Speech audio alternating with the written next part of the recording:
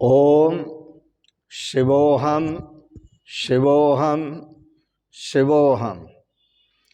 ओम सच्चिदानंद रूपाय विश्वोत्पत्त्यादिहेतवे तापत्रय विनाशाय श्रीकृष्णाय वयं नमः। श्रीकृष्णाय वयं नमः। ओम अज्ञानतिमिरान्धस्य ज्ञानाञ्जनशलाकया चक्षुरुन्मीलितं येन तस्मै श्रीगुरवे नमः। तस्मै श्रीगुरवे नमः। अखण्डानन्दबोधाय शिष्यसन्तापहारिणे सच्चिदानन्दरूपाय तस्मै श्रीगुरवे नमः। तस्मै श्री गुरुवे नमः। तो कल की कथा प्रसंग में आप श्रवण कर रहे थे दक्ष यज्ञ विध्वंस की कथा। देवों के साथ ब्रह्मा जी भगवान शिव के पास पधारे कैलाश पर्वत पर।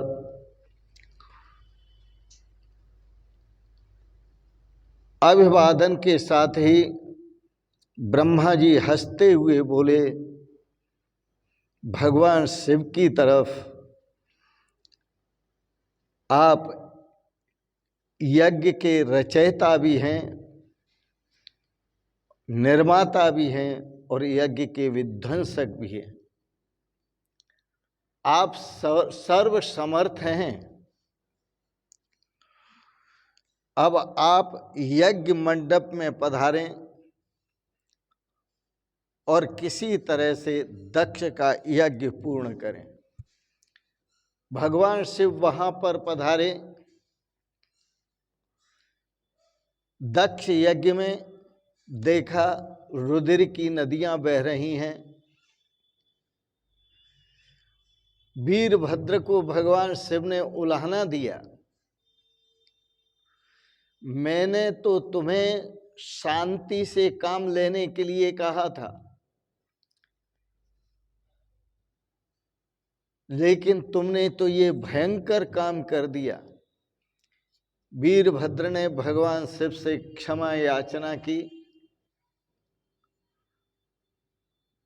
भगवान शिव के इशारे पर वीरभद्र ने दक्ष के धड़ पर बकरे का मस्तक, बकरे का सिर लगाया। जब दक्ष के धड़ पर बकरे का सिर लगाया गया तो बकरा अति कामी होता है।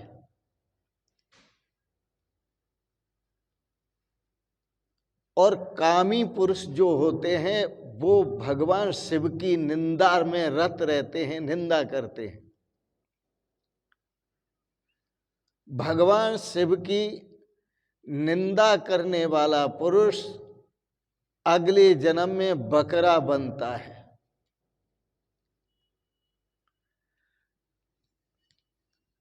अज मस्तक लगाया गया दक्ष के सिर पर। अज कहते हैं बकरे के लिए। अज मस्तक, बकरे का मस्तक। अज का दूसरा अर्थ होता है परब्रह्म, परमात्मा। अज मानी अजन्मा, तो अजन्मा तो परमात्मा ही है। अज मानी अजर अमर जो परमात्मा है उसका अर्थ होता है। अज मानी परब्रह्म, परमात्मा। दक्ष के धड़ में, दक्ष के धड़ पर जो अज का मस्तक लगाया गया, इसका अर्थ होता है कि दक्ष को परब्रह्म परमात्मा दृष्टि प्राप्त हुई। और जिसको परमात्मा दृष्टि प्राप्त होती है तभी वो है, उसका जो जीवन है वो सुधर जाता है। अज मस्तक का अर्थ है ब्रह्म दृष्टि। भगवान शिव ने उसे ब्रह्म दृष्टि प्रदान की। दक्ष होश में आया और वह भगवान शिव की स्तुति करने लगा।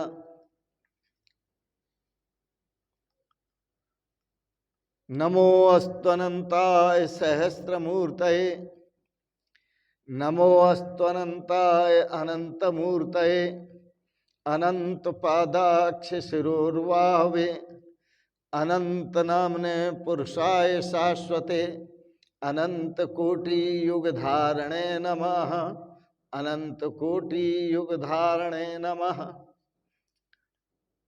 दक्ष ने भगवान शिव की स्तुति की।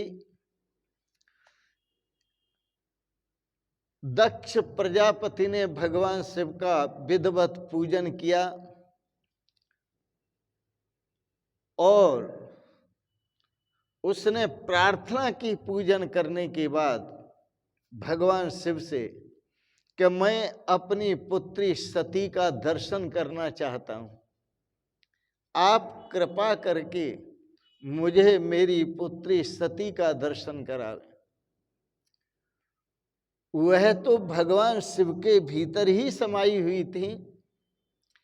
भगवान शिव ने सती जी से पूछा, क्या तुम बाहर आना चाहती हो?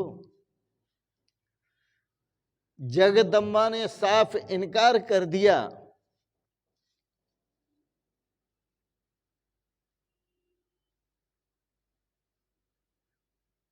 और इनकार जब कर दिया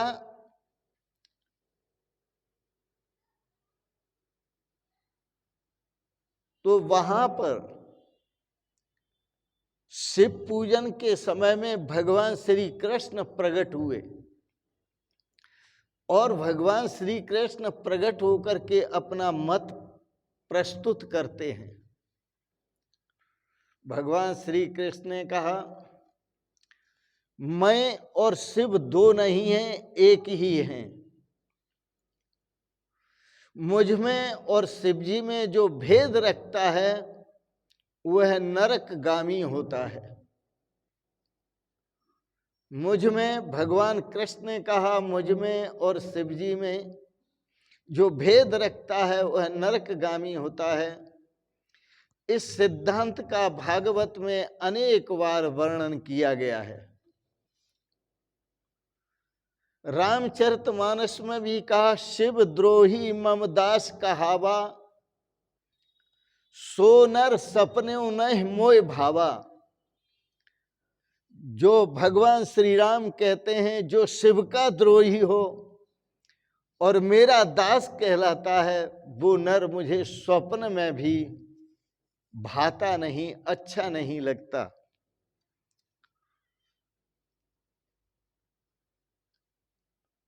यहां इस कथा में हरि और हर का अभेद दिखाया है। हरि और हर का, हरि और हर मानी भगवान कृष्ण या विष्णु और भगवान शिव में जो भेद करता है उसका दक्ष जैसा बुरा हाल होता है। वह भेद दूर किया गया। एकनाथ जी महाराज लिखते हैं भावार्थ रामायण में कि हरि और हर में अभेद है, हरि हर एक हैं। उन्होंने इसका संयुक्त रूप दिखाया कि सतोगुण का रूप तो श्वेत होता है, भगवान विष्णु सतोगुणी हैं, और तमोगुण का जो रंग होता है वह काला होता है, भगवान शंकर तमोगुणी हैं। परंतु भगवान शंकर को कहा जाता है कर्पूर गौरम करुणावतारम संसार सारम भुजगेंद्रहारम सदा वसंतम हृदयारविंदे भवम भवानी सहतम नमामि। कर्पूर गौरम, भगवान शंकर का जो वर्ण है वो गौर वर्ण है। गौर वर्ण तो सतोगुण स्वरूप भगवान विष्णु के पास होना चाहिए। लेकिन ये गौर वर्ण भगवान शंकर के पास कैसे आया? और भगवान कृष्ण का जो वर्ण है, राम का वर्ण है, जो श्याम वर्ण है, पर इनके पास भगवान शंकर का जो वर्ण था वो श्याम वर्ण इनके पास कैसे आ गया? तो उन्होंने कहा, भगवान से पूछा, तो भगवान ने कहा, देखो मैं और शिव दो नहीं है, एक ही है। भगवान नारायण बोले, मैं सदा शिव जी का ध्यान करता हूं और शिव जी का ध्यान करते करते, शंकर का ध्यान करते करते जो शंकर का रंग है वो मुझ पे चढ़ गया है, मैं शंकर हो गया। और जो शिव जी हैं वो सदा मेरा ध्यान करते हैं, तो वो विष्णु भगवान का ध्यान करते करते विष्णु का स्वरूप हो गए। तो भगवान शंकर दिन रात विष्णु भगवान का ध्यान करते हैं और भगवान विष्णु भगवान शंकर का दिन रात ध्यान करते हैं।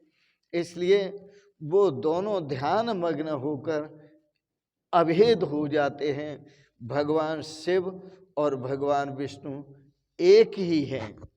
इसीलिए नारायण का रंग काला है और भगवान शिव का रंग श्वेत है। पर याद रखना, बिना ब्रह्म विद्या के शिव तत्व को जाना नहीं जा सकता। इसीलिए भगवान शिव ने दक्ष को अज का सिर दिया, अर्थात परब्रह्म परमात्मा की विद्या उसमें प्राप्त हो और वो ब्रह्म विद्या की स्थापना कर सके।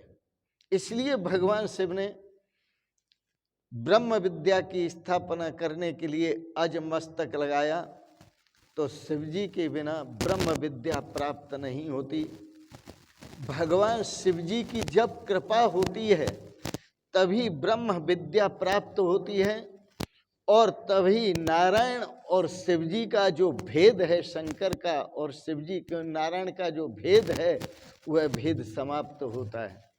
जब तक भगवान की शिव की कृपा नहीं होती तब तक यह भेद समाप्त नहीं होता।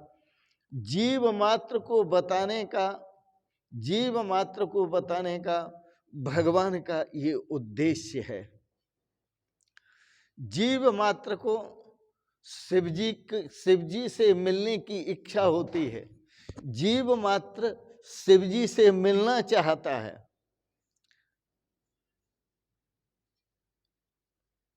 दो ही तो संसार में धर्म है, एक निवृत्ति धर्म है और दूसरा प्रवृत्ति धर्म है।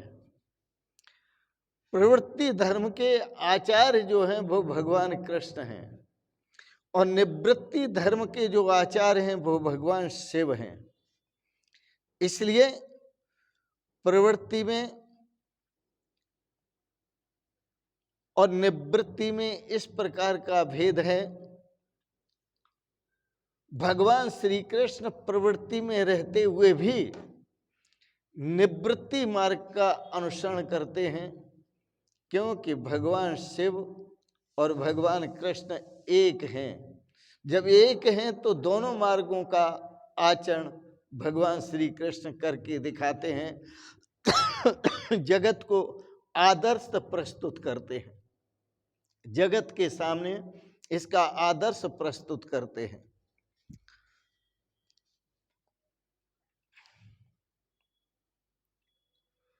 आपने इस प्रसंग को श्रवण किया, दक्ष यज्ञ के प्रसंग से देखा कि जो भगवान की अनन्य भक्ति है उसका अर्थ ये नहीं है कि आप विष्णु भगवान की तो आरती उतारें और भगवान शिव की आरती न उतारें। भगवान कृष्ण की आरती उतारें, राम की उतारें और भगवान शिव की, शंकर की न उतारें। यह भेद आप रखते हैं तो यह भेद भक्ति है, यह अनन्य भक्ति नहीं है। और इसी भाव को लेकर रामचरितमानस में कहा कि दशरथ जी के यहां भगवान श्री राम जैसे पुत्र उत्पन्न हुए, लेकिन उनको मुक्ति क्यों नहीं मिली? मुक्ति मिलनी चाहिए।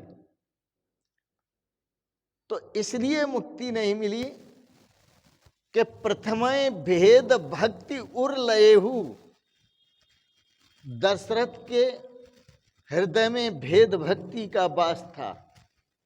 तासे तात मुक्त न भयहु, भगवान श्री राम कहते हैं कि मेरे प्राप्त होने पर भी आपकी मुक्ति नहीं हुई, इसलिए नहीं हुई कि आपके अंदर भेद भक्ति का वास था। तासे तात, हे प्रिय पिताश्री, आप इसलिए मुक्त नहीं हुए। तो जब तक भेद भक्ति होती है, देवों में भेद होता है, तब तक सच्ची भक्ति भी नहीं होती और मुक्ति भी नहीं होती, कल्याण भी नहीं होता। इसलिए याद रखना बंधुओं, देव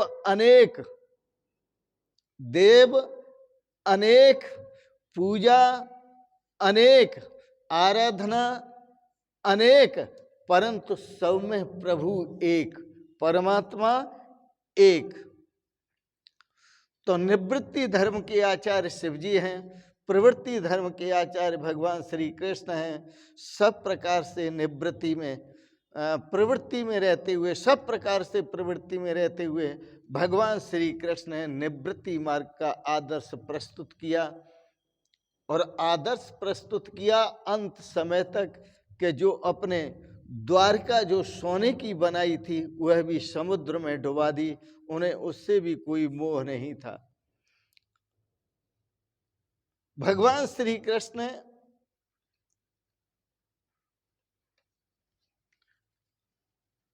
दक्ष के प्रसंग को कहकर श्री सुखदेव जी ने राजा परीक्षित को समझाया,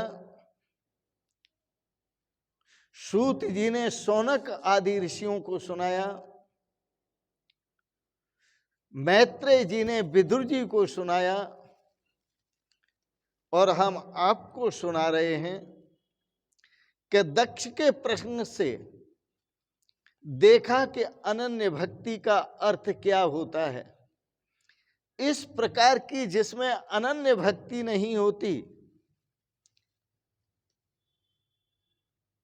जो सभी देवों को एक स्वरूप परमात्मा स्वरूप समझकर भक्ति नहीं करता, एक दूसरे में भेद करता है, वो सच्चा वैष्णव नहीं है। इसलिए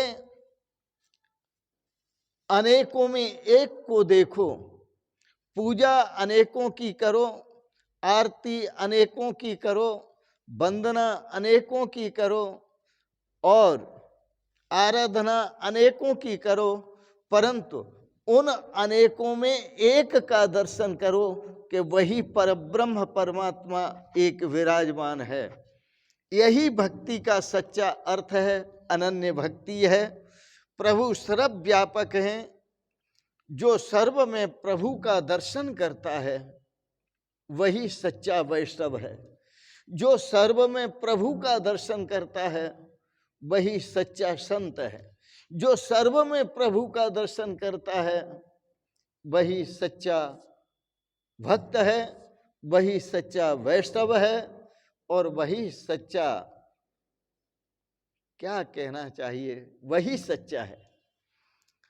इन शब्दों के साथ ही इस सत्य का अनुकरण करते हुए, सत्य को जीवन में ढालते हुए, सत्य को जीवन में उतारते हुए और प्रभु की जो अनन्य भक्ति है, इसी अनन्य भक्ति में श्रेय है, सौभाग्य है। भगवान श्री कृष्ण ने भी गीता में कहा, अनन्यास चिंतयन्तो माम ये जना पर्युपास्ते तेषां नित्याभियुक्तानां योग क्षेमम बाह्म्यहम्। जो अनन्य भाव से मेरा पूजन करते हैं, अनन्य भाव से मेरी आरती करते हैं, अनन्य भाव से मेरा सुमिरन करते हैं, अनन्य भाव से मेरे स्वरूप का ध्यान करते हैं, मैं उनके सारे योगक्षेम वहन करता हूँ और अंत में अपना स्वरूप प्रदान करता हूँ। इन शब्दों के साथ ही आज के प्रसंगत वाणी को यहीं विराम दूंगा। आपने बड़े प्रेम और श्रद्धा से श्रीमद् भागवत की कथा का श्रवण किया, इसके लिए बहुत बहुत अनुग्रहित हूँ और आप सबके प्रति अनंत मंगलमयी शुभकामनाएं करते हुए आप सभी को भगवान सपरिवार सदा स्वस्थ और सुखी रखें। आप सबको बहुत बहुत शुभकामनाएं, बहुत बहुत आशीर्वाद और बहुत बहुत प्रणाम प्रणाम प्रणाम। शिवोहम शिवोहम शिवोहम।